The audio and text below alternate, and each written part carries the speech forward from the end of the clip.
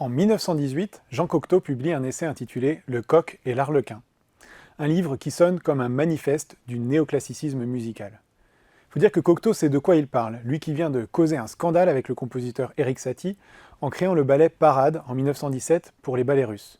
Les gens dans le public ont eu l'impression qu'on s'est payé leur tête. Non seulement l'histoire prend place devant le chapiteau d'un cirque, voilà l'irruption du divertissement populaire dans la sphère savante, mais en plus la musique est épurée au point de devenir presque ridiculement facile. L'année suivante, donc, Cocteau publie ce petit essai très bref où il enfonce le clou d'une esthétique qu'il a défendue dans Parade. Il se positionne comme un Français qui rejette l'influence étrangère. Il rejette l'influence allemande en fustigeant les brumes wagnériennes et par ricochet l'extrême sophistication du langage musical qu'on trouve chez les post-romantiques. Les brumes wagnériennes, Debussy aussi les avait rejetées en son temps en faisant émerger son langage qu'on a qualifié d'impressionniste. Et ça pourrait suffire à permettre d'obtenir une musique française débarrassée de l'encombrant bagage germanique.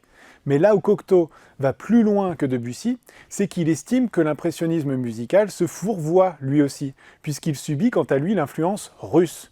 En d'autres termes, on tombe d'une sophistication, celle de l'harmonie, de la mélodie chez les wagnériens et leurs descendants, à une autre sophistication, celle du timbre et de la forme. Alors que pour Cocteau, un art musical vraiment français, ce devrait d'être tout simplement simple. Le néoclassicisme, ce n'est pas forcément vouloir composer comme on écrivait lors de l'époque classique, comme Mozart.